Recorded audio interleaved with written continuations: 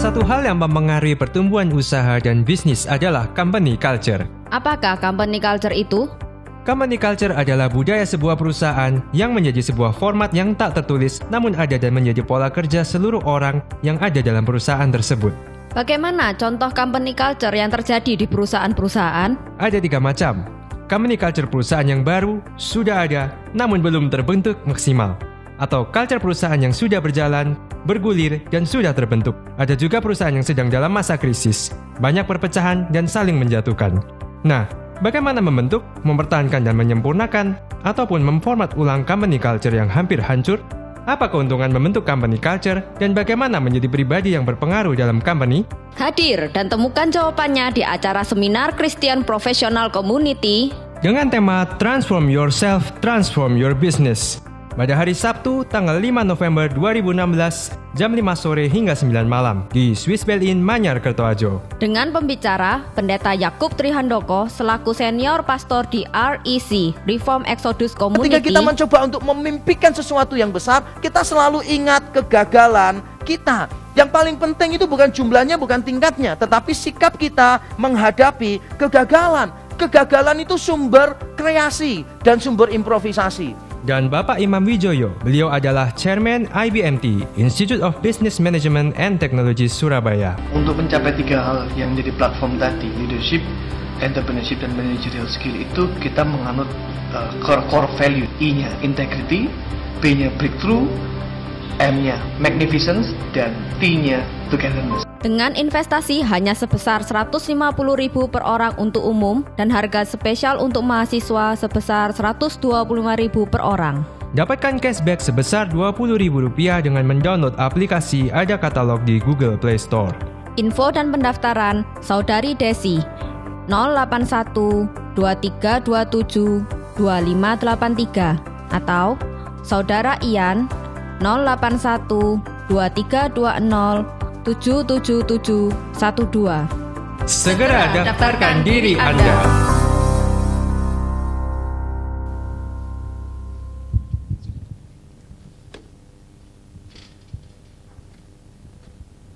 Beberapa waktu yang lalu, saya berjumpa dengan seorang pengusaha di sebuah kota. Dia memiliki 4 pabrik perusahaan dan saya sempat meninjau salah satu di antara yang dia miliki. Nah, saudara, kemudian dia menceritakan sebuah peristiwa yang unik yang menunjukkan bahwa perusahaan dia sudah memiliki sebuah company culture, budaya perusahaan yang sangat baik. Dia bercerita, suatu ketika terjadi hujan yang deras di kota itu, dan itu terjadi pada hari Minggu. Dia sudah tahu kalau sederas itu kemungkinan besar pabrik pasti akan banjir. Nah, tapi dia tidak tahu apa yang harus dia lakukan karena itu hari Minggu. Tidak mungkin dia telepon semua karyawan, semua supervisors untuk datang dan untuk membersihkan banjir itu atau untuk menghalangi banjir masuk ke pabrik. Jadi dia hanya berdoa, berserah kepada Tuhan. Tapi yang luar biasa adalah ternyata semua supervisor dia dengan inisiatif sendiri memanggil semua bawahan termasuk supervisorsnya datang lalu membersihkan perusahaan itu dari banjir. Sehingga pada waktu Senin dipakai benar-benar tidak tampak ada dampak dari banjir itu. Dan ketika semua dipanggil, tidak ada iming-iming lembur, tidak ada iming-iming akan mendapatkan insentif tertentu. Tapi semua melakukannya dengan sebuah rasa kebanggaan, dengan sebuah rasa memiliki terhadap perusahaan itu. Ini hanya salah satu contoh bahwa sebuah perusahaan bisa memiliki good company culture. Dan ketika sebuah perusahaan memiliki good company culture, maka itu akan berdampak banyak bagi perusahaan itu. Nah, hari ini kita ada di tempat ini membicarakan sesuatu yang sangat penting sekali. Kalaupun saudara tidak mau membicarakan, saya yakin sebetulnya saudara terus-menerus membicarakan dengan ini. Mungkin saudara tidak pernah mengenal istilah company culture, tapi saya percaya bahwa setiap hari saudara yang sudah bekerja, saudara selalu berhadapan dan bersentuhan dengan apa yang disebut company culture. Sehingga kita perlu duduk dan mendengarkan. Apa sih company culture itu? Apa saja yang termasuk di dalamnya dan bagaimana kita membentuk company culture? Hari ini ada 2 sesi dan karena topik ini terlalu luas untuk dibahas dalam 1 hari dan saya hanya memiliki 1 sesi, nanti Pak Imam akan memiliki sesi yang lain, kemudian kita tutup dengan tanya jawab. Nah, karena waktunya sangat mepet, saya hanya punya 60 menit, maka saya mengalami kesulitan untuk mengatur materi. Kalau saya membahas secara komprehensif, pasti kita akan tidak memiliki waktu yang cukup. Tapi kalau saya membahas secara intensif, itu juga akan menyulitkan bagi kita yang tidak punya background di business management. Sehingga saya memilih untuk membatasi apa yang mau saya sampaikan, dan saya memilih untuk menyampaikannya secara lebih praktikal. Apa yang menurut saya itu paling substansial, itu yang akan saya bagi dengan kita semua. Nah, mari kita mulai dengan definisi apa yang dimaksud dengan company culture. Kalau saudara membaca banyak buku tentang company culture atau corporate culture, berbagai macam istilah dipakai, organizational culture, maka saudara akan menemukan bahwa banyak penulis berhutang kepada ini, Lundy and Colling di dalam bukunya Strategic Human Resource Management. Secara sederhana itu dikatakan demikian, company culture adalah the way we do things around here. Kalau saudara ada di sebuah perusahaan dan saudara mengatakan begini, it's just the way we are doing things here, itu namanya company culture. Tetapi menurut saya definisi ini terlalu basic. Membantu iya, memberikan sedikit pengertian kepada kita, tapi membantu banyak menurut saya tidak. Sehingga untuk awal ini saya perlu memberikan working definition menurut saya sendiri. Tentu saja kita masih bisa memperdebatkan karena ada banyak penulis yang memberikan definisi yang begitu beragam sekali dan masing-masing kemudian saling mengoreksi pandangan orang lain. Sebab kalau tidak begitu kan tidak bisa menulis buku, saudara. Jadi kalau mau menulis buku dan terkenal biasanya harus berdebat dan berseberangan pendapat dengan orang-orang lain yang terkenal. Nah, saya akan memberikan my working definition. Ini bukan definisi yang penuh, tetapi paling tidak ini akan menolong kita untuk mengikuti apa yang saya maksud dengan company culture. Nah, menurut saya YTH itu berarti Yakob Tri Handoko. Saya suka nama saya, saudara ya, Yakob Tri Handoko. Jadi kalau disingkat itu kelihatan keren banget. Saya buat definisinya begini, the driving force shared by the members of the organization that significantly and naturally impacts the way they act, decide, and solve problems. Sebuah definisi yang bagus sekali karena saya sendiri yang membuat, dan saya akan menerangkan satu persatu isi dari definisi ini, saudara, karena ini hanya merupakan skeletonnya aja, tetapi masing-masing bagian saya sudah memikirkan secara cukup serius dan saya menggumulkan setiap kata yang dipakai di sini, dan saya akan menerangkan masing-masing yang ada di sini. Yang pertama adalah kata driving force. Driving force, sebuah kekuatan yang menggerakkan. Nah, ini penting untuk kita garis bawahi, yaitu menggerakkan. Kalau sampai ada sebuah atau sesuatu yang kita sebut ini our culture, tetapi ternyata dia hanya merupakan pemikiran yang abstrak, maka itu belum bisa disebut company culture. Pernah tidak saudara menemukan begini, kami melayani dengan hati, tapi ternyata melayaninya itu dengan malas-malasan, dengan penuh keengganan, rasanya tidak ada semangat dalam melayani. Pernah membaca tulisan itu di satu tempat, lalu saudara merasa gini, kok gak cocok ya melayani dengan hati, tapi wajahnya begitu. Kalau diminta tolong, ternyata wajahnya begitu, tidak cocok. Walaupun orang mencoba untuk menyebut begini, kalimat tadi itu ya, serving with heart, itu sebetulnya bagian dari our company culture. I don't take it. Karena itu belum menjadi company culture. Itu hanya menjadi propaganda atau jargon-jargon organisasi, tetapi belum menjadi company culture. Kalau sudah menjadi company culture, berarti dia sudah menjadi driving force, sebuah kekuatan yang menggerakkan. Nah, kemudian kata berikutnya yang penting, yang saya perlu garis bawahi adalah kata shared by the members of the organization, yang dimiliki bersama oleh anggota dari organisasi itu. Kalau cuma satu orang yang punya, yaitu pimpinannya, kalau cuma satu orang yang melakukannya dengan luar biasa secara konsisten, serving with hearts misalnya, lalu pimpinannya melayani dengan penuh kesungguhan, tapi tidak diikuti oleh orang-orang yang ada di tempat itu, maka ini namanya belum company culture. Harus shared by the members of the organization. Nah, aspek berikutnya yang penting adalah ini, that significantly and naturally impacts. significantly and naturally impacts. Kalau dia menggerakkan, pasti punya pengaruh. Entah buruk, entah baik. Tapi saya tidak membicarakan tentang sembarang pengaruh di sini. Saya membicarakan tentang significant and natural impact. Apa maksudnya? Dua kata ini saya pilih. Maksud saya begini, saudara. Ketika kita melakukan banyak hal di perusahaan kita, hampir banyak hal yang kita lakukan pasti didorong oleh sebuah pemikiran. Tetapi tidak semua hal yang kita lakukan itu signifikan. Contoh misalnya ya, saudara pernah perhatikan enggak? Saya tidak pernah memperhatikan yang wanita, karena ini saya mau bicara tentang yang pria. Saudara pernah perhatikan enggak cara pria kencing di toilet? Beda-beda, cara kencingnya beda-beda. Ada orang yang kencing itu cuma listritingnya dibuka, lalu dia kencing selesai.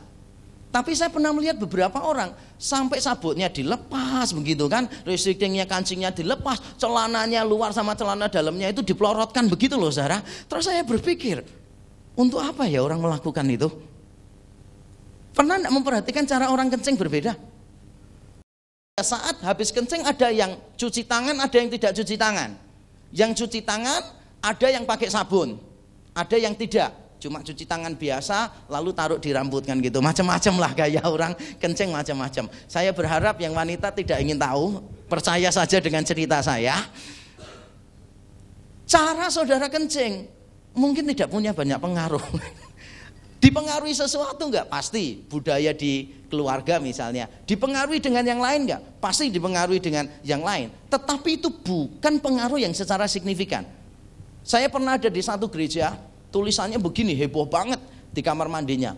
Biasanya kan kita cuma punya tulisan begini, dilarang membuang sampah ke dalam kloset, benar ya?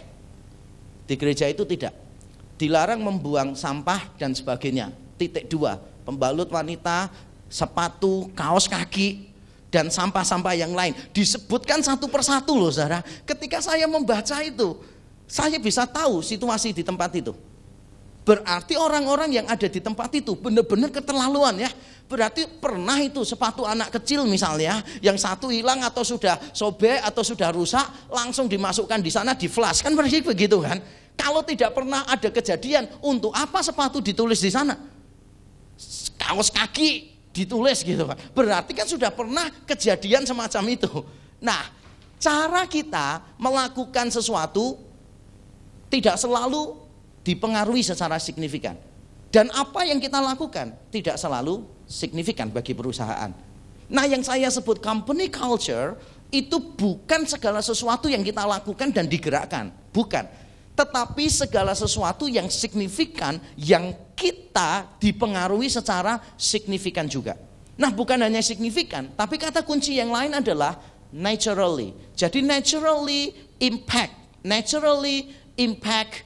the way we act, the way we decide, the way we solve our problems.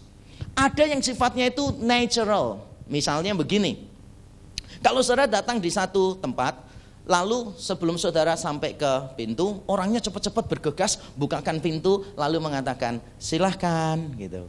Saya ini pernah mencoba di satu hotel, orangnya tuh ramah sekali, saudara, yang membukakan pintu. Lalu suaranya itu agak sedikit aneh, tapi saya suka. Suaranya begini, pada waktu membukakan pintu, selamat datang, gitu kan. Terus nanti kalau keluar lagi, terima kasih, gitu kan. Saya sengaja lewat di tempat itu berkali-kali, saudara. Karena saya mau tahu orang ini konsisten atau enggak mengucapkan itu. Ternyata orang itu konsisten terus loh, saudara. Walaupun saya masuk bolak-balik, saudara, tetap dia sambut dengan cara yang luar biasa. Nah, menurut saya itu menjadi hal yang mungkin natural bagi dia. Ketika menghadapi situasi, dia akan selalu begitu. Tapi saya tidak bisa memastikan. Kecuali apa? Suatu ketika dia ada di ruangan lain, bukan di pintu depan. Pada saat dia ada di ruangan lain dan saya mau masuk, tiba-tiba dia tarikkan pintu dan mengatakan selamat datang gitu. Berarti itu sudah menjadi bagian dari hidupnya dia. Itu sudah menjadi sesuatu yang natural untuk dia.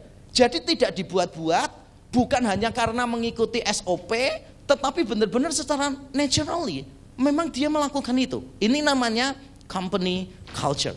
Nah, aspek berikutnya, saudara, yang penting adalah Company culture ini mempengaruhi apa? Mempengaruhi tindakan kita, mempengaruhi keputusan kita, dan mempengaruhi cara kita mengambil keputusan. Inilah hal-hal yang menurut saya hal-hal yang signifikan tadi. Hal-hal yang signifikan di dalam perusahaan apa? Ketika kita melakukan pekerjaan kita, the way we do our works, itu penting. The way we decide, we have many options. When we pick up one of them, itu merupakan sebuah tindakan yang dipengaruhi oleh banyak hal. Belief systems, values, branding dari perusahaan itu dan sebagainya. Nah, ketika kita mengambil keputusan, ini adalah significant action. Dan ini kalau digerakkan secara signifikan, maka itu namanya company culture. Lalu bagaimana ketika perusahaan itu punya persoalan? Kebiasaannya bagaimana? Apakah kebiasaannya kalau punya persoalan selalu begini? Ini siapa ya? Yang salah ini siapa ya? Lalu ditanya, loh kamu kan bagiannya ini. Iya sih, saya bagiannya. Tapi saya sudah ngomongin bawaan saya itu memang begitu. Nanti bawahannya ditanya, kamu kan sudah saya omongin kan untuk melakukan. Kenapa kamu tidak melakukan? Iya Pak, istri saya di rumah itu lupa, bikin masalah terus. Saya stres sampai lupa Pak mengerjakan itu. Istrinya dipanggil, kenapa kamu kok stres gitu? Kenapa kamu cerewet sekali bikin suamimu stres? Iya Pak, soalnya dari garis keturunan saya begini. Lalu kakek neneknya istrinya dipanggil. Mungkin berlebihan contohnya. Tapi itu poin saya. Poin saya adalah begini, ketika kita menyelesaikan masalah, itu semua pasti ada polanya. Ketika kita mengambil keputusan, itu semua ada polanya. Ketika kita melakukan tindakan, itu ada polanya. Nah, semua pola ini, saudara, adalah hal-hal yang signifikan dan bagian dari company culture. Jadi sekali lagi, company culture menurut saya adalah begini, the driving force shared by the members of the organization that significantly and naturally impacts the way they act, decide, and solve problems. Mengapa penting untuk mempelajari company culture? Saudara, pada waktu datang ke tempat ini, mungkin ada beberapa tidak tahu company culture itu apa, dan mungkin yang tahu tetap bertanya-tanya, untuk apa kita perlu belajar hal ini? Saya akan secara cepat menerangkan. Yang pertama, karena setiap perusahaan memiliki sebuah budaya. Semua perusahaan memiliki sebuah budaya. Jadi pertanyaannya bukan, do you have a culture? Do you have a company culture? That's not the question. Pertanyaannya adalah, what kind of company culture do you have? Semua orang pasti punya kultur perusahaan. Yang mereka tidak punya apa? Kultur perusahaan yang baik. Belum tentu semua orang punya. Nah, karena belum tentu semua orang punya, maka kita perlu untuk mempelajarinya. Karena belum tentu semua punya yang baik. Semua punya, tapi belum tentu punya yang baik. Kalau saya boleh memetakan beberapa perusahaan, maka kita menemukan begini, saudara. Ada perusahaan yang punya budaya tapi dia nggak sadar, dan dia tidak peduli bahwa itu ada budaya. Itu tipe yang pertama. Yang kedua adalah ada orang yang tahu dia itu punya budaya dan budayanya itu tidak baik, tapi dia tidak tahu apa yang harus dilakukan. Jadi tahu, oh kita ini punya budaya dan budaya ini tidak baik loh, tapi tidak tahu waktu itu. Yang ketiga adalah sadar bahwa punya budaya, budayanya buruk, dan tahu budaya yang baik seharusnya apa, tapi tidak bisa melakukannya. Selalu ada gap antara yang sifatnya konseptual dengan yang praktikal. Secara konsep mungkin sudah tahu, oh company culture itu begini, seharusnya begini. Tapi bagaimana mengimplementasikan itu ternyata gagal. Dan tipe yang keempat, saya harap ini ada di semua perusahaan kita. Kita tahu perusahaan kita punya culture, dan kita tahu culture-nya adalah baik, dan kita bangga dengan culture itu. Dan kita bekerja sesuai dengan culture itu. Dan inilah tipe perusahaan yang sehat. Jadi mengapa kita perlu mempelajari ini? Mengapa topik ini penting? Karena semua perusahaan punya culture, tetapi tidak semua mereka punya good company culture.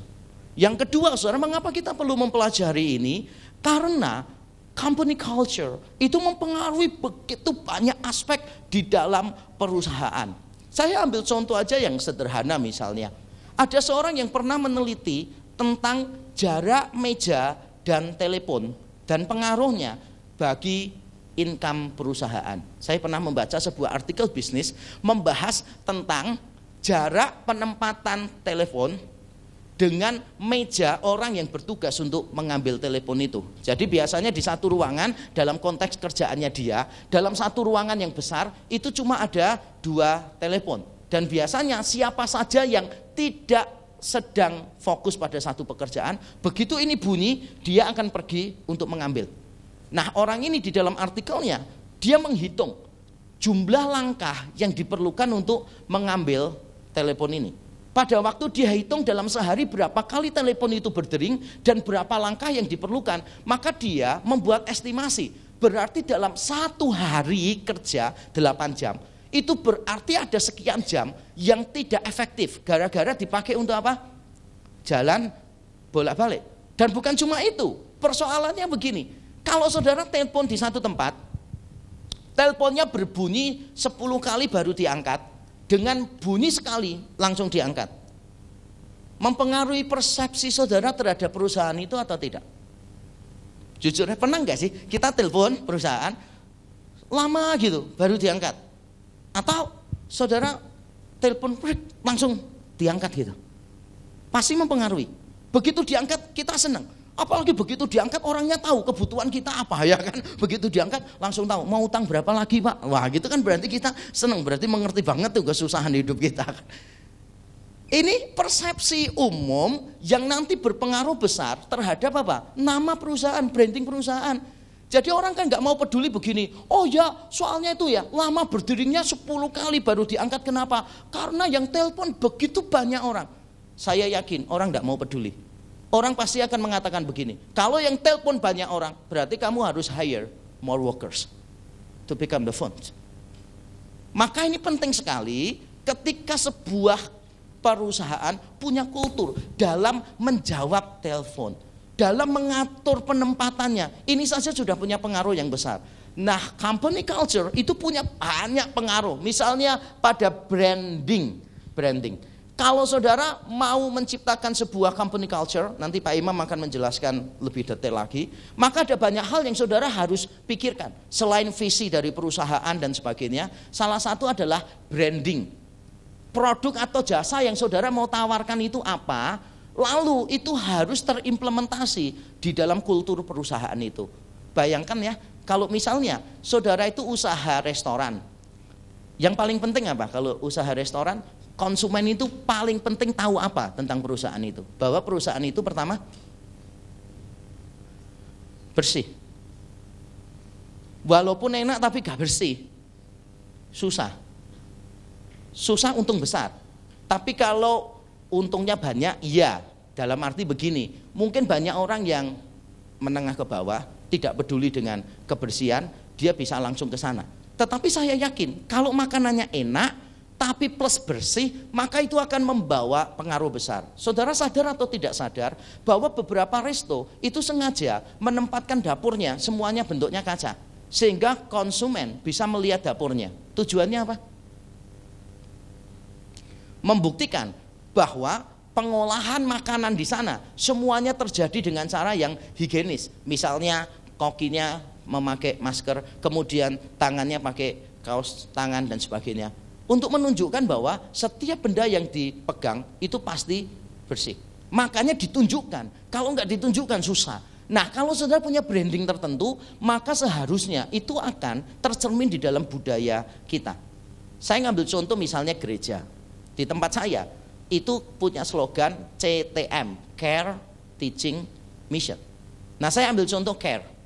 Pada saat saya mau merekrut rekan hamba Tuhan yang lain, kami mempertimbangkan siapa yang mau diterima. Maka salah satu hal yang kami perhatikan itu bukan masalah pintar dan tidak pintar. Bukan masalah baik dan tidak baik. Menurut saya hamba Tuhan itu harus baik, hamba Tuhan itu harus pintar. Tapi ada satu hal yang kita jarang ingat, yaitu begini. Orang itu fit enggak? Cocok enggak dengan caring yang kita mau berikan? Kalau orang itu cara bicaranya kasar, kalau orang itu kurang perhatian kepada orang lain, kalau orang itu kurang sensitif kepada orang lain, kalau orang itu egois, kalau kata-katanya selalu kasar kepada orang lain, maka walaupun pintar, tetap kami tidak akan ambil. Karena apa? Tidak fit dengan culture branding yang akan diambil. Jadi pengaruhnya besar pada branding, pada service, cara kita melayani orang lain, pada efisiensinya. Saya sudah jelaskan tadi tentang penempatan telepon, tentang profit juga begitu. Kalau saudara mengubah company culture saudara, maka mereka akan bekerja dengan cara yang lebih luar biasa dan itu akan mempengaruhi profit kita. Mengapa tenaga kerja di Indonesia dan di luar negeri, kalau saudara bandingkan, sebagian pengusaha, tidak semua, lebih suka memiliki pabrik di luar negeri. Banyak alasan. Tapi yang saya mau soroti satu. Salah satunya adalah karena ada beda etos kerja. Ada orang punya karyawan 10, tapi satu karyawan dalam sehari menghasilkan 10 produk. Berarti dalam sehari semua karyawan menghasilkan 100 produk. Daripada saudara punya 100 karyawan, satu karyawan satu produk dalam sehari. Berarti semua karyawan dalam sehari 100, sama-sama 100, saudara akan pilih 10. Karena saudara akan membayarnya lebih murah dan mengatur 10 orang lebih mudah daripada mengatur 100 orang. Ini semua terjadi karena apa? Karena etos kerja saudara. Kalau saudara pernah bekerja dengan misalnya nih ya, orang-orang yang dari Taiwan, orang-orang yang dari Tiongkok. Karena dulu tempat saya pelayanan pernah bekerja sama dengan mereka. Wah, semua karyawan saya itu ngeluh kepada saya, saudara. Pertama dia bilang gini, waduh, kerja dengan orang ini susahnya setengah mati. Jadi semuanya harus on time. Kerja itu tidak boleh malas-malasan. Jadi kalau jalan, misalnya sandalnya atau sepatunya diseret-seret begini, langsung dimarahi.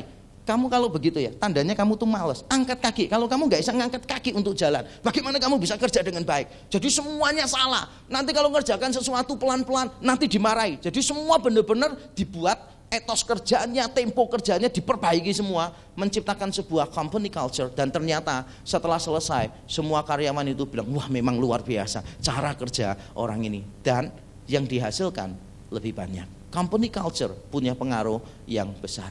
Satu lagi tentang company culture punya pengaruh yang besar begini. Company culture itu termasuk juga kesukaan kita di dalam bekerja.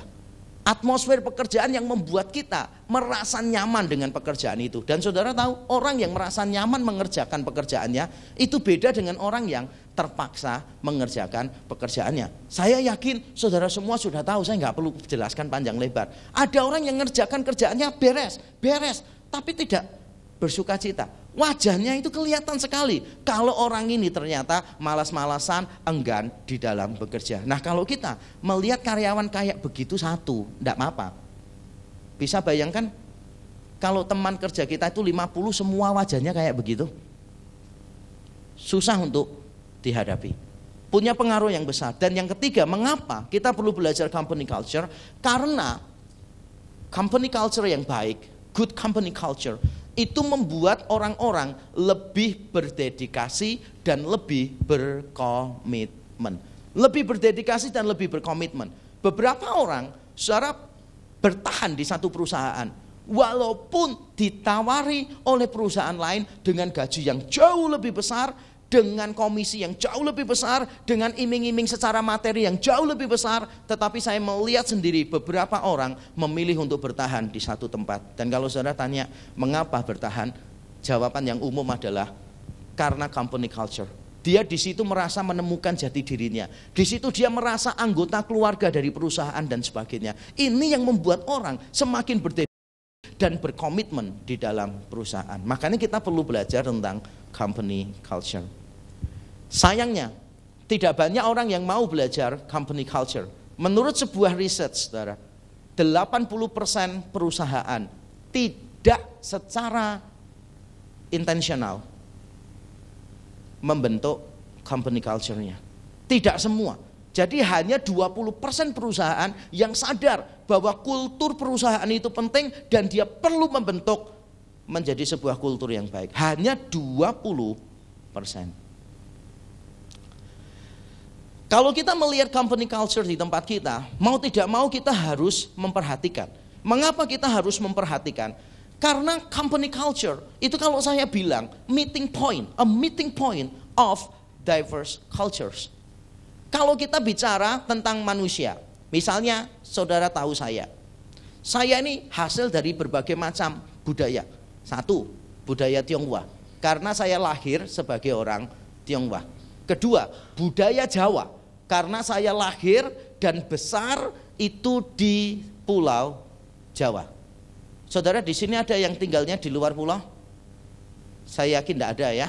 Semua di dalam pulau.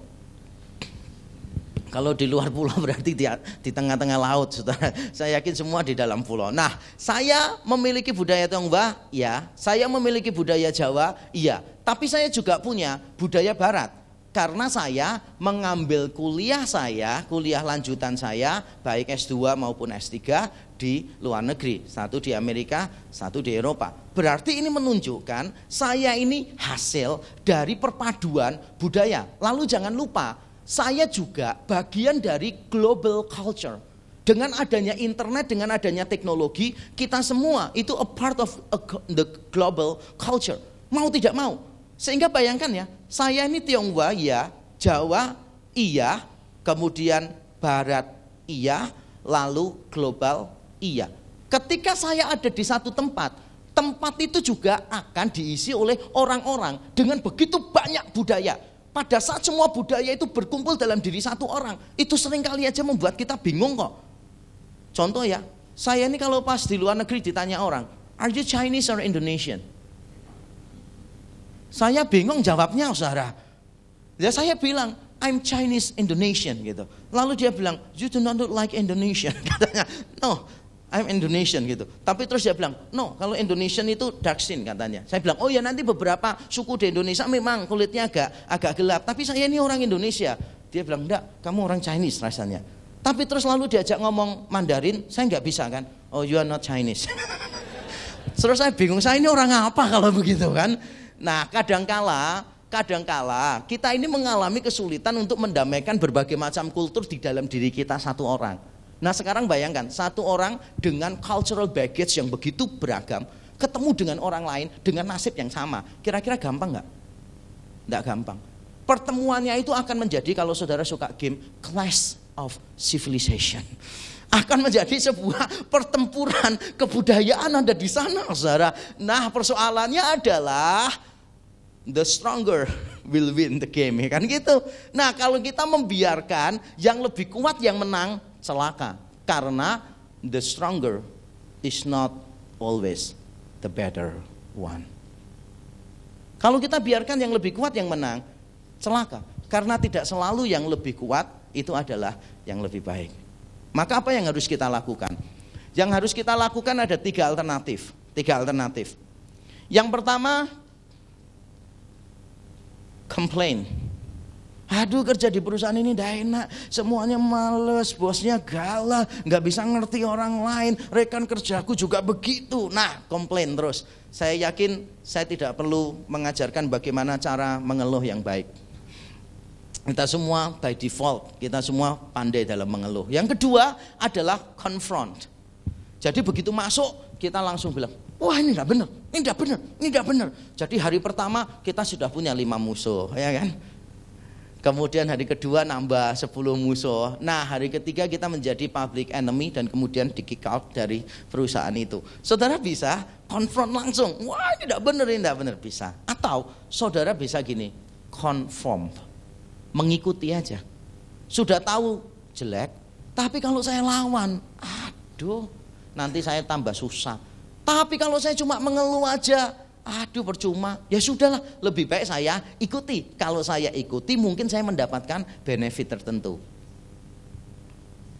Tapi yang terakhir ada pilihan untuk kita, dan itu yang saya ingin kita ambil, yaitu transform. Transform itu tidak selalu terbatas dengan confront. Kita seringkali kan konfront aja, konfrontasi. Tidak selalu. Ada kalanya mungkin perlu konfrontasi. Tetapi mentransformasi sesuatu tidak selalu harus melibatkan konfrontasi yang frontal. Transform our company culture. Dengan kata lain, saudara, kita ini dihadapkan pada dua pilihan. Kita ini akan membentuk company culture by default atau by design. Kalau by default, berarti saudara begitu masuk, ya sudah mengikuti apa yang ada. Tapi kalau by design, berarti saudara masuk, saudara lihat, wah ini defaultnya kurang pas ini, maka saya akan mengubahnya. Maka saya memiliki sebuah kalimat yang bagus sekali, karena sekali lagi saya yang membuat. If we do not want to intentionally shape our company culture, we are actually shaping it into another culture that we do not want. Kalau kita tidak mau secara bertujuan, intensional, membentuk kultur perusahaan kita, maka kita sebetulnya sedang membentuk kultur perusahaan kita menjadi sebuah kultur yang kita tidak mau. Jadi pilihannya adalah you stay with the default or you transform it by design. Pilihannya cuma dua, mau ubah atau ikut. Kalau ikut, ya sudah, berarti seminar ini tidak ada gunanya. Tapi kalau saudara mau mentransformasi, bagaimana detail caranya, nanti akan dijelaskan di sesi yang kedua. Tapi paling tidak saya ingin menggugah semangat kita untuk menyadari, yes, I know, I see it, I realize it. We have company culture, but this is not a good one. I need to transform it. Bagaimana kita bisa menguji bahwa sesuatu itu sudah menjadi culture di dalam company kita? Secara cepat akan saya jelaskan. Is it distinguished? Apakah ini memang benar-benar berbeda? Karena banyak kali orang itu kalau ditanya, what is your company culture? Wah, langsung gini. Oh, ada banyak bagian. Values yang kami pegang. Satu, wah, adalah strive for excellence. Lalu yang kedua adalah integrity. Saya yakin semua perusahaan tidak ada yang tidak mau strive for excellence. Saya yakin tidak ada perusahaan yang tidak mau integrity. Ngerti maksud saya enggak? Jadi jangan membuat sesuatu yang orang lain semua sudah setuju, yang terlalu umum, sehingga orang itu tidak melihat kekhususannya. Jadi pertanyaan pertama, is it distinguished? Yang kedua adalah, are you obsessed by it? Apakah saudara benar-benar merasa terobsesi dengan hal itu? Saudara merasa gini, oke, ini sesuatu yang terus-menerus membuat aku bergairah, membuat aku dinamis di dalam bekerja. Itu namanya obsessed. Yang ketiga, will it outlive you? Jadi ketika saudara sudah tidak ada di tempat itu, apakah company culture-nya jalan? Kalau kebiasaan itu tetap ada, setelah saudara tidak ada, berarti itu yang kita sebut company culture. Dari sini kita bisa tahu, company run by culture itu berbeda dengan company run by leaders. Leaders penting di dalam company culture, itu bagian saya, nanti akan saya jelaskan. Tetapi saya ingin menegaskan bahwa sebetulnya leaders itu hanya bagian dari company culture. Ketika leadernya tidak ada, seharusnya company culture tetap berjalan. Apakah ini tetap bertahan lama walaupun kita sudah tidak ada? Yang keempat, can you actually live it every day? Apakah kita tiap hari bisa melakukannya dalam segala situasi? Tetap kita bisa melakukannya. Itu yang dalam definisi saya sebut naturally impacts. Jadi naturally impacts our action, our decision, and our problem solving. Kalau memang kita secara natural dan setiap hari di semua kesempatan kita tetap melakukan hal yang sama, maka itu telah menjadi company culture. Dan yang terakhir, are you willing to sacrifice profit to protect it? Apakah kita mau kehilangan profit hanya untuk menjaga company culture? Dengan kata lain begini ukurannya. Saudara ini kan seringkali perusahaan itu punya alokasi dana untuk upgrading staff, ya. Upgrading staff. Berapa banyak upgrading yang ditujukan pada shaping our company culture? Biasanya tidak banyak. Biasanya upgradingnya hanya mengisi apa? Intelektualitas, skill, menambah pengetahuan dan sebagainya. Tapi berapa banyak yang kita alokasikan dana kita untuk upgrading staff di dalam hal shaping our company culture? Ada banyak elemen di dalam company culture. Tidak mungkin dibahas dalam satu hari. Saya secara cepat akan mengambil 2 poin saja karena waktu yang sangat terbatas. Jadi saya akan membahas tentang values dan tentang leadership. Dan saya hanya butuh beberapa waktu saja untuk menjelaskan ini. Saya ambil contoh values itu Zappos. Siapa yang tahu perusahaan Zappos ini? Oh ya, ada yang tahu. Jual apa? Nasi goreng atau capcay? Bakso, benar sekali ya. Sudah ada gambarnya di situ. Zappos itu terkenal karena menjual sepatu dan sekarang dia sudah mulai merambah produk lain yaitu tas dan sebagainya. Nah, di dalam majalah Forbes itu ternyata ada 10 perusahaan yang diakui secara internasional bahwa perusahaan ini punya very good, excellent company culture. Dan saudara tahu, Zappos one of them. Makanya salah satu CEO-nya itu dipanggil untuk memberikan presentasi di TED Talk itu. Kalau saudara sudah dengar TED Talk, orang yang berdiri di situ dipanggil sebagai pembicara, pasti orang-orang yang hebat. Termasuk salah satu CEO-nya pernah diundang. Nah, kalau saudara lihat di dalam website Zappos, maka saudara akan menemukan beberapa values yang mereka berusaha untuk bangun dan nanti berperan membentuk company culture. Jadi values dan company culture berbeda. Values itu bagian, salah satu elemen dari company culture.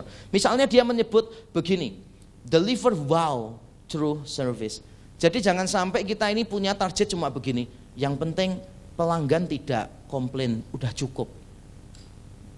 Kalau ini yang terjadi menjadi kultur di dalam perusahaan kita tidak akan bisa menjadi lebih baik. Lalu embrace and drive change. Bukan cuma tidak takut dengan perubahan, tapi kita benar-benar bergerak bersama dengan perubahan itu. Create fun and a little weirdness. Jadi menciptakan sebuah hal-hal yang menyenangkan, hal-hal yang kelihatannya mungkin agak janggal, misalnya mengerjain bos, misalnya pada waktu bosnya ulang tahun gitu kan. Nggak apa-apa kan, cuma setahun sekali bosnya ulang tahun. Jangan tiap hari, itu namanya penganiayaan. Nah, hal-hal yang agak janggal, agak aneh mungkin bisa dicoba di perusahaan kita, dan saudara bisa lihat sendiri sampai nomor yang ke-10. Ini semua merupakan values yang coba diterapkan di Zappos Company, dan ternyata ini turut membentuk, menciptakan sebuah company culture yang luar biasa bagus. Secara values, kita perlu menghargai semua orang yang bekerja di perusahaan kita, karena manusia itu adalah imago Dei, gambar Allah. Terlepas dari keterampilannya seperti apa, terlepas dari kelebihannya seperti apa, kekurangannya seperti apa, tetap manusia itu adalah imago Dei. Pada saat kita melihat manusia, maka kita harus menghargai manusia itu. Jangan sampai kita ini mengucapkan kalimat-kalimat yang bisa dikategorikan dehumanisasi. Misalnya gini, kamu dulu ya, ini keledai aja kalau tak ajari bisa. Itu namanya saudara tidak menghargai orang lain sebagai imago Dei. Jadi bagaimanapun keadaan orang, tetap dia adalah gambar Allah. Itu values yang kita tidak berikan, tapi itu values yang kita akui.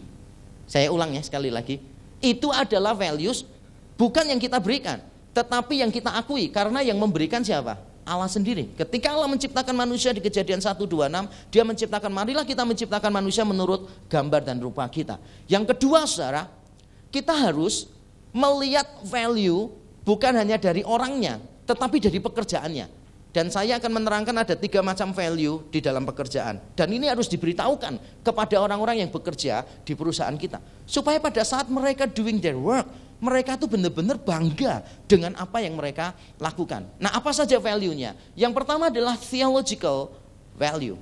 Theological value berarti dia sadar untuk siapa dia bekerja, yaitu untuk Allah. Kalau dia orang Kristen, berarti dia akan punya pemikiran, aku bekerja ini untuk Bapa di surga yang sudah mengasihi aku dengan cara memberikan anaknya yang tunggal, Yesus Kristus, mati di kayu salib untuk aku, supaya aku memberikan nilai-nilai kerajaan Allah di dalam dunia ini. Itu namanya value secara teologis. Kalau saudara bukan orang Kristen, maka saudara akan menemukan value yang lain secara teologis. Nah, berikutnya adalah secara moral. Kalau tadi kita melakukan untuk Allah, semua yang kita lakukan pelayanan adalah pelayanan kepada Allah. Jadi pekerjaan kita, our work is our ministry to God. Tapi secara moral tuh begini, kita bangga karena kita melakukannya dengan jujur. Kita bangga karena kita melakukannya dengan kesungguhan, dengan semangat, dengan disiplin. Nah, ini semua bicara tentang moral dan kita bangga dengan yang kita lakukan. Ini value yang mau kita tanamkan. Dan yang ketiga, ada yang namanya intrinsic value dari pekerjaan kita. Martin Luther, salah seorang pemimpin gereja terkenal, salah satu tokoh reformasi gereja, dia pernah mengatakan begini, saudara, seorang pembuat sepatu yang Kristen itu akan menjadi seorang pembuat sepatu Kristen yang baik, bukan dengan cara membuat salib kecil di tiap sepatu yang dia buat, tetapi dengan cara membuat sepatu dengan kualitas yang paling baik. Jadi pada saat saudara membuat sepatu, hal intrinsik apa yang membuat kita paling puas coba? Kalau saudara membuat sepatu, saudara tuh paling puas kalau apa? Kalau laku. Laku belum tentu dibaca. Saya kan penulis buku, jadi ketika buku saya terbit, wah dalam sebulan 1000 lebih terjual, belum tentu saya senang. Karena kan saya belum cek, dibaca atau enggak.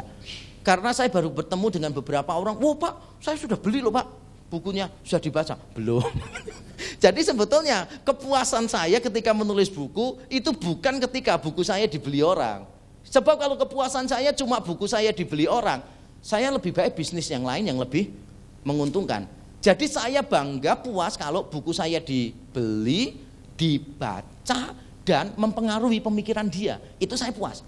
Nah kalau orangnya enggak beli, tapi baca di perpustakaan, pikirannya diubah, oh saya juga puas. Walaupun lebih baik kalau dia beli, ya kan, membawa keuntungan juga untuk saya. Nah ini adalah cara berpikir intrinsic value-nya apa. Suatu ketika diadakan wawancara terhadap orang yang bekerja di Apple. Kalau saudara tahu produk-produk Apple kan produk jempolan semua, iPhone, iPad dan sebagainya. Lalu mereka ditanya, momen apa yang membuat kalian itu paling puas? Mereka bilang begini, pada saat kita announce, besok kita mau launching. Mereka tuh bangga sekali kalau apa? Dari jam 3 pagi, ribuan orang itu sudah mengantri luar biasa hanya untuk mendapatkan produk mereka. Berarti mereka itu merasa semua kerja keras mereka diterima dan diakui. Sampai orang rela antri begitu rupa hanya untuk mendapatkan satu device made by Apple Company. Ada intrinsic value di dalam pekerjaan kita masing-masing. Kalau engkau CEO, apa sih yang membuat engkau paling puas? Kalau engkau petugas kebersihan misalnya, apa sih yang membuat engkau begitu puas? Kalau saudara bersih-bersih ya, apa yang membuat saudara paling puas? Kalau ngelihat ada orang sampai sisiran di keramiknya kan gitu, di lantainya itu sampai begini kan, ternyata masih bisa begitu, berarti saudara puas sekali. Nah cari intrinsic value dari pekerjaan kita apa, dan tugas kita sebagai pemimpin itu menolong masing-masing orang untuk menemukan theological value, moral value, dan intrinsic value. Jadi semuanya kalau dalam kacamata kekristenan itu merupakan sebuah proses dan hasil yang teosentris. Kita dari Allah, oleh Allah, dan untuk Allah. Ini adalah value yang kita ingin berikan kepada semua orang yang bekerja di perusahaan kita. Atau dengan kata lain, sebetulnya esensi dari company culture, perusahaan, kultur perusahaan, sebetulnya begini kok. Implicit yet concrete integration of Christian worldview at workplace. Implicit, tidak perlu ngomong, wah ini loh caranya orang Kristen, karena belum tentu rekan kerja kita semua adalah Kristen. Dan tidak perlu memaksa orang lain untuk beragama Kristen. Tetapi biarlah orang melihat cara hidup kita sebagai seorang yang Kristen. Ini dari sisi values yang saya ingin kita semua kerjakan dengan baik, sehingga akan membantu kita menciptakan company culture yang baik. Nah bagian kedua yang saya mau bahas, ini bagian terakhir, adalah leadership. Kalau saudara mau memiliki company culture yang baik, maka saudara harus punya good leadership. Nah saya akan fokus kepada leader dalam kaitan dengan company culture. Yang pertama saudara, leader itu sebagai inisiator. Kalau saudara sebagai pemimpin perusahaan, saudara lihat, wah ini tidak benar. Jangan cuma mengeluh, jangan cuma dilawan, tapi berikan sebuah tawaran yang lebih baik. Offer a better alternative. Saya berapa kali melihat ada orang yang bisanya cuma mengeluh, nggak puas ini, pindah perusahaan lain lagi, nggak puas ini, nggak puas itu. Nanti jadi pemimpin keluar, gara-gara apa? Anak buahnya nggak bisa diatur. Lah memang tugasmu jadi pemimpin untuk ngatur kok. Dari mana saudara bisa jadi pemimpin datang ke satu tempat, lalu saudara begging sambil nangis, please follow me, I am your leaders. Kalau saudara sampai begging other people to follow you, you are not their leaders. Nggak bisa begitu. Maka saudara sebagai leaders harus jadi inisiator. Lihat dengan cermat, oh ini ada company culture yang tidak baik. Lalu saudara mulai berpikir bagaimana mengubahnya. Yang kedua, leader itu sebagai komunikator dari value tadi. Kalau saudara sudah tahu ini kurang baik dan saudara punya alternatif yang lebih baik, pastikan saudara itu menyampaikannya kepada semua orang. Paling tidak saudara menyampaikan kepada first layer saudara. Lalu first layer akan memberitahukan kepada second layer begitu sampai ke bawah. Kalau saudara mau tahu perusahaan itu bagus atau tidak, datangi pekerja yang paling bawah, misalnya tukang bersih-bersihnya, lalu tanya, visi perusahaan ini apa? Kalau sampai dia bisa jawab, saudara, berarti itu nilainya 80 perusahaannya. Kalau dia jawabnya sambil bangga, berarti 100 tuh, company culture-nya bisa dapat tuh. Coba ya, di perusahaan kita nanti tempat kita melayani, tempat kita bekerja, coba dites tukang bersih-bersihnya, tahu nggak sih visi perusahaan, tahu nggak sih nilai-nilai yang dikembangkan di perusahaan itu. Komunikator yang baik. Berikutnya apa? Partaker yang baik, pengambil bagian yang baik.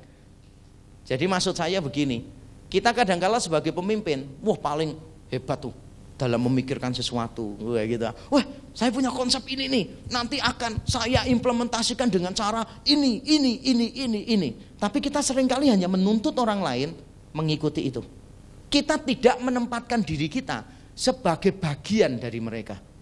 Tempatkan diri kita sebagai bagian dari mereka.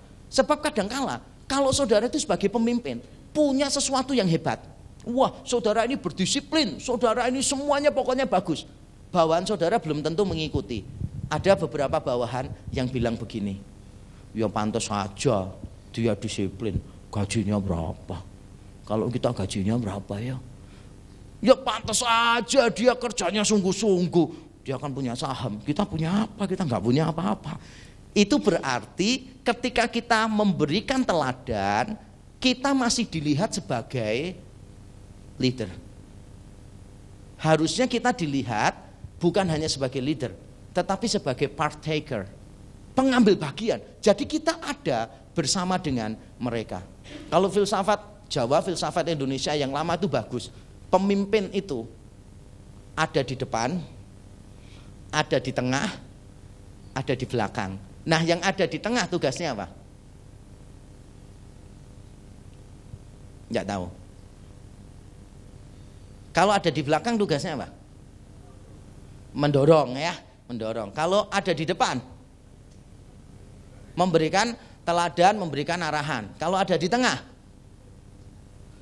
menemani, memberikan semangat. Itu tugasnya pemimpin kalau ada di tengah. Nah, kita lupa, seringkali kita jadi pemimpin, jalannya di depan terus. Begitu kita noleh, semuanya masih ada jauh di belakang sana kan gitu. Sambil terengah-engah ada beberapa yang pingsan, yang satunya lagi sudah pulang rumah. Nggak bisa begitu. Jadi pemimpin itu kita jalan, noleh dikit. Kalau ada orang lain yang merasa lelah, kita datang dan kita menolong. Beberapa tahun lalu salah satu rekan pelayanan saya menggambarkan begini, Pak Yakub, saya gambarkan Pak Yakub dengan saya itu begini. Pak Yakub udah lari kencang, naik ke tangga, sudah ada di atas sana. Lalu Pak Yakub bilang, ayo cepat, ayo cepat. Sedangkan saya ini sudah patah semangat, mau pingsan, masih ada di tangga yang nomor 2. Ketika saya dapat masukan itu, saya bersyukur sekali. Dan masukan itu yang mengubah gaya leadership saya. Saya langsung berusaha untuk turun, mengerti dia, memberi semangat dia, terus menerus sampai pada akhirnya sama-sama bisa ada di puncak tangga. Jadi kita sebagai pemimpin itu harus menjadi partaker dari value itu. Jadi kita melakukannya bukan karena kita leader, kita melakukannya karena kita bagian dari company-nya. Yang keempat, leader itu sebagai embodiment. Embodiment itu perwujudan dari value itu. Dan bukan cuma perwujudan, tapi main embodiment. Perwujudan yang utama dari value itu. Jadi kadang-kala kan kita seringkali bangga kalau value-nya ditulis di dinding kan. Oh, value kita ini. Tapi leader yang baik itu ya, sambil jalan, sambil dia kerja, orang langsung tahu, wah gila ya perusahaan ini ya, value-nya kayak begini.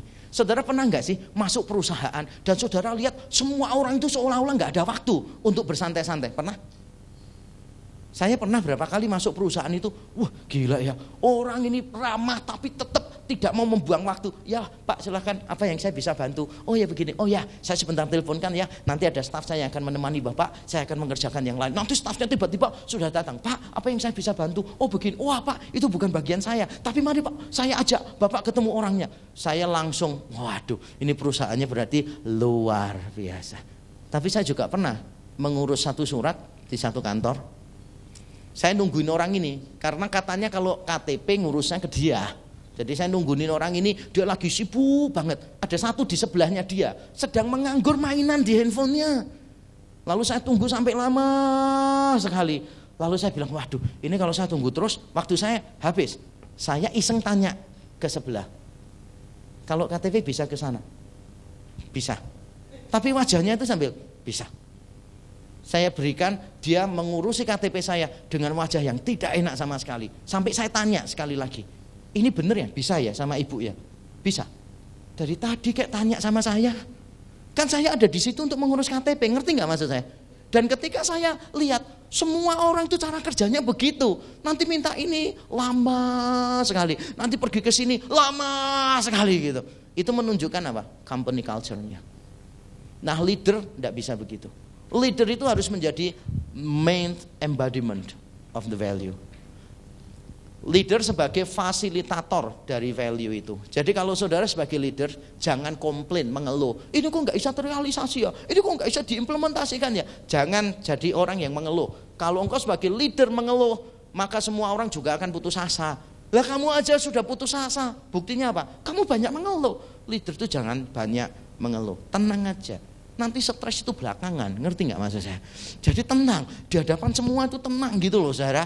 Bukan kita berpura-pura, bukan kita munafik, bukan. Tapi kalau kita sampai kehilangan semangat, semua orang juga kehilangan semangat, ngerti nggak?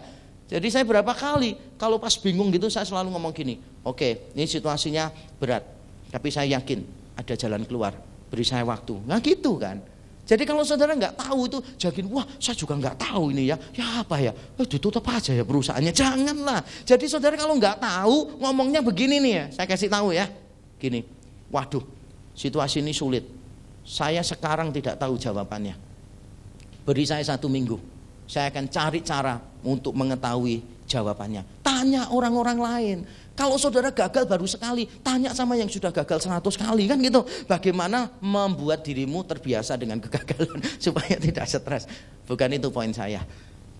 Do whatever you can. Jangan sampai saudara itu menunjukkan dirimu putus asa. Tapi bantu, fasilitasi orang lain untuk merengkuh dan menghidupi company culture saudara. Dan terakhir sekali adalah satu kutipan yang bagus, mungkin berlebihan.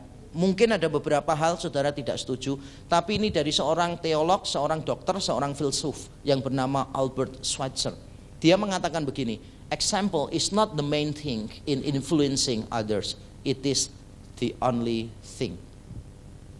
Saya tidak semuanya setuju dengan kalimat dia, karena saya tahu bahwa yang mempengaruhi orang itu sebetulnya bukan tindakan kita saja, tapi isi dari kebenaran. Jadi kalau tidak ada kebenaran, kita mempengaruhi orang dengan benar susah.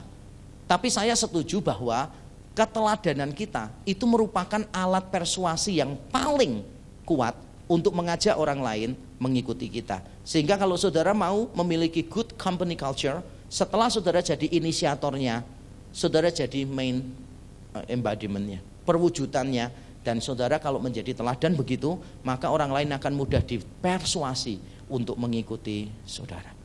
Kiranya materi saya ini bisa memberikan landasan yang baik bagi saudara. Paling tidak harapan saya adalah saudara tahu what company culture is, dan saudara sadar this is very important thing yang saudara harus memperhatikan dan saudara tergugah untuk memperbaikinya. Tuhan memberkati kita.